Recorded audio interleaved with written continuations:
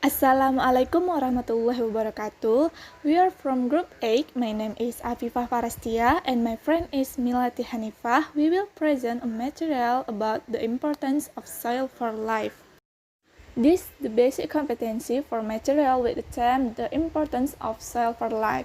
KD 3.9 Relating the physical and chemical properties of soil, living organism in soil, and the importance of soil for the sustainability of life. And KD 4.9 Present the result of the investigation of soil properties and their importance soil for life. Before discussing the material, here we will explain the learning model that we use in discussing material about this soil. We choose to use the Webet type. As we know, model pembelajaran tipe Webet adalah pembelajaran yang memadukan multidisiplin ilmu atau berbagai mata pelajaran yang diikat oleh satu tema. Nah, tema yang kami gunakan dalam materi ini ya berjudul Pentingnya Tanah bagi Kehidupan. Tema pentingnya tanah bagi kehidupan ini merupakan gabungan dari pembelajaran biologi yang membahas tentang interaksi makhluk hidup dengan lingkungannya, lalu ada fisika membahas tentang suhu dan intensitas cahaya yang diperlukan oleh tanah, juga ada kimia membahas unsur dan senyawa apa saja yang terkandung pada tanah, dan terdapat juga ilmu agamanya, yaitu kita harus bersyukur atas ciptaan Tuhan Yang Maha Esa yang telah menciptakan bumi beserta isinya sehingga kita dapat memanfaatkannya untuk keberlangsungan kehidupan. The first material is about role of soil and soil organism for sustaining life. Soil is an important component for the continuity of life on Earth. Seperti yang kita ketahui, dunia terdiri atas kurang lebih 30% daratan dan 70% lautan. Walaupun daratan lebih sedikit dibandingkan dengan luas lautan, tetapi daratan memiliki peran yang luar biasa bagi kehidupan di bumi. Daratan terdiri atas lapisan-lapisan yang setiap lapisnya tersusun atas komponen yang berbeda. Lapisan yang paling luar yang dekat dengan kita yaitu tanah. Nah, plants obtain water and nutrients from the soil, then process them so that they can be used by other organisms, including us. Tanah merupakan komponen penting bagi keberlangsungan kehidupan di bumi. Tumbuhan memperoleh air dan nutrisinya dari tanah, kemudian mengolahnya sehingga dapat dimanfaatkan oleh organisme yang lainnya termasuk kita manusia. So important is the role of soil for life. The role of soil first is places to live for animals and bacteria. Berbagai hewan dan tumbuhan hidup di tanah. Meskipun tidak seluruhnya dapat kita lihat secara kasat mata, tapi there is billions of animals and bacteria hidup di atas maupun di dalam tanah. The second is health support and providers of human needs. Health support, seperti yang dapat kita lihat dari gambar, itu contohnya pertandingan sepak bola. Sepak bola biasanya dilakukan di lapangan yang berumput, yaitu di atas tanah. Lalu juga ada berbagai macam aktivitas olahraga lainnya yang dapat dilakukan di atas tanah. Lalu, providers of human needs. Seperti yang kita ketahui, rumah kita dibangun di atas tanah.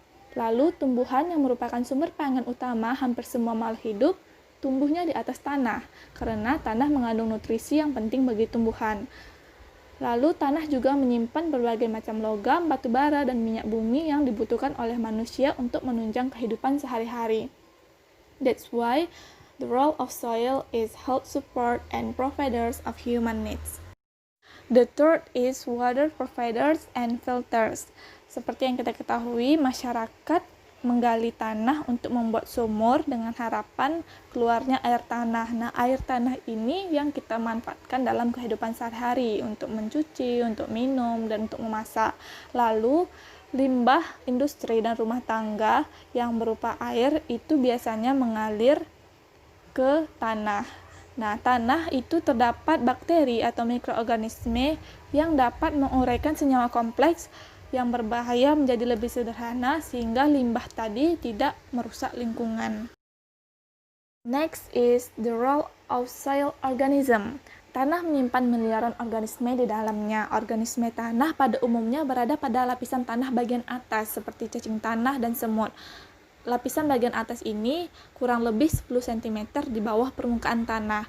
Aktivitas biologis yang ada di tanah 80-100% dilakukan oleh jamur dan bakteri. Hasil dari aktivitas biologis yang dilakukan oleh hewan, jamur, dan mikroorganisme inilah yang mempengaruhi kesuburan, tekstur tanah, dan kegemburan tanah. Some of the roles of soil organism. First is decomposer. Soil organism decompose organic materials from the remains of living things. Jadi, penguraian ini contohnya terhadap daun-daun yang telah jatuh ke tanah atau ranting-ranting dan jasad hewan yang telah mati menjadi materi organik yang lebih sederhana. Selain menguraikan materi organik, organisme tanah juga dapat membantu pelapukan batuan menjadi bahan-bahan anorganik atau yang biasanya kita sebut dengan mineral tanah. Nah, materi organik dan mineral yang ada di tanah inilah yang disebut dengan zat hara atau nutrisi bagi tanaman. Keberadaan organisme tanah sebagai dekomposer dimanfaatkan untuk membuat pupuk kompos, yaitu pembuatan pupuk dari bahan organik. The second is chemical reagents in soil. Bakteri yang ada di dalam tanah itu dia terlibat dalam reaksi penguraian materi organik. Contohnya, bakteri Nitrosomonas yang terlibat dalam reaksi penguraian materi organik kompleks yang berasal dari sisa makhluk hidup menjadi nitrat, senyawa yang dibutuhkan oleh tumbuhan. Lalu ada mycorrhiza, yaitu jamur yang mampu membantu tanaman untuk meningkatkan kemampuannya menyerap unsur hara berupa fosfor. The third is the decomposer of pollutants in soil. Nah, organisme tanah juga dapat berperan sebagai agen biologis yang mampu membersihkan polutan di dalam tanah. Organisme tanah ini menguraikan bahan kimia yang masuk ke tanah, misalnya herbisida dari hasil pertanian. Penguraian herbisida dapat dilakukan dengan lebih cepat jika aktivitas organisme tanahnya semakin tinggi. Unsur racun dan polutan seperti arsenik, kromium, dan merkuri dapat terkunci di tanah karena terakumulasi di dalam tubuh bakteri. Polutan-polutan tersebut tidak menyebabkan polusi bertambah parah. Fourth is soil disease prevention. Jadi, pada kondisi normal, ketika tanah memiliki jumlah senyawa organik dan aktivitas organisme yang tinggi, maka organisme tanah dapat melawan organisme penyakit yang masuk ke tanah. Kondisi tanah yang normal dapat tercipta karena aktivitas pertanian dan perkebunannya tidak berlebihan dan tidak banyak menggunakan bahan kimia untuk pupuk dan pestisida. Secara alami, organisme yang ada di tanah memanfaatkan prinsip pengendalian biologis, yaitu predator dan mangsa, sehingga organisme yang mengganggu tanah dapat terkendali. Next is influence on soil texture. Tekstur tanah merupakan besar kecilnya ukuran partikel yang menyusun tanah. Tekstur tanah juga merupakan ukuran proporsi relatif berbagai ukuran partikel yang menyusun suatu tanah. Nah, pembentukan tekstur tanah ini tidak lepas dari bantuan beberapa makhluk hidup seperti cacing atau akar tumbuhan yang mampu mempercepat pemecahan partikel-partikel dari batuan. Akar tumbuhan mampu menembus batuan karena akar mampu mengeluarkan zat asam sehingga secara kimiawi dapat membantu pelapukan batuan. Next is control of loess and soil structure. Soil organism help from soil structure. Jadi organisme tanah dia akan bercampur dengan tanah dan membuat partikel tanah terkumpul membentuk gumpalan-gumpalan tanah. Gumpalan tanah yang baik akan menunjang kehidupan organisme tanah dan juga menunjang pertumbuhan populasi organisme tanah. Keberadaan jamur di tanah juga mampu membantu pembentukan gumpalan tanah. Struktur tanah dan kegemburan tanah saling memiliki keterkaitan. Organisme tanah juga mampu membuat pori-pori tanah yang dapat menggemburkan tanah dan memungkinkan udara masuk ke dalam tanah. Tanah merupakan campuran dari batuan yang telah lapuk, penguraian bahan organik, mineral, air, dan udara. Tanah terbentuk karena adanya pelapukan fisik, kimia, dan biologis. Faktor fisik yang merupakan pelapukan adalah iklim, adanya sinar matahari, dan curah hujan mempengaruhi suhu bumi, sehingga membantu mempercepat pelapukan batuan.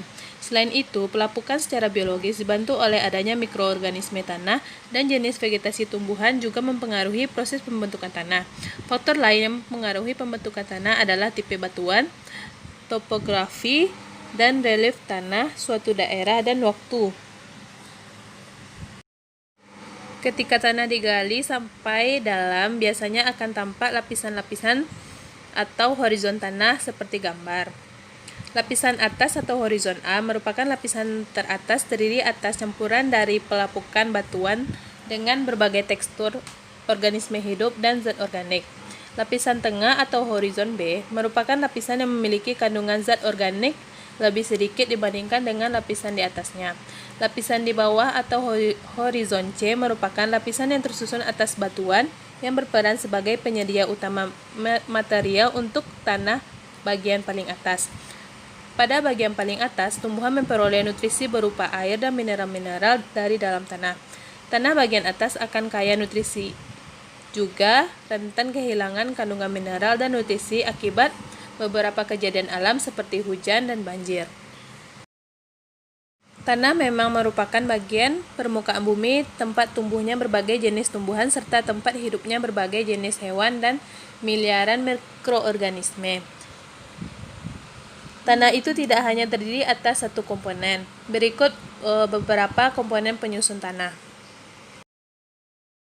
Komponen penyusun tanah yang pertama yaitu batuan. Batuan merupakan bahan padat yang terbentuk secara alami yang tersusun dari campuran mineral dan senyawa dengan berbagai komposisi. Para ahli geologi mengkelompokkan batuan menjadi 3 jenis, yaitu batuan baku, sedimen, dan metamorf. Batuan dapat berasal dari magma gunung berapi yang mendingin. Batuan-batuan yang ada di bumi tersebut mengalami pelapukan sehingga menjadi bahan pembentuk tanah. Komponen yang kedua yaitu udara. Rongga udara terdapat di antara partikel tanah. Rongga udara juga terdapat di antara batuan yang terdapat di tanah, di antara batuan dan partikel tanah, di antara partikel tanah dengan akar tumbuhan maupun di antara akar tanaman dengan batu. Rongga udara juga dapat terbentuk oleh aktivitas hewan tanah, misalnya cacing. Yang ketiga yaitu humus. Humus adalah komponen organik yang dihasilkan dari proses dekomposisi atau penguraian hewan atau tumbuhan yang telah mati, daun yang gugur, ataupun feses oleh bakteri dan jamur. Humus adalah tanah yang memiliki tekstur gembur dan memiliki banyak pori-pori sehingga memungkinkan untuk terjadinya pertukaran udara. Kondisi tersebut menyebabkan akar memperoleh cukup udara dan tanah humus mampu mempertahankan air sehingga tanah selalu lembab.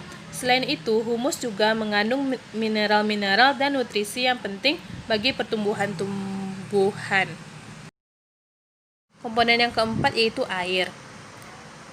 Tanah merupakan tempat hidup berbagai makhluk hidup seperti bakteri, cacing, jamur, tumbuhan, dan lain-lainnya.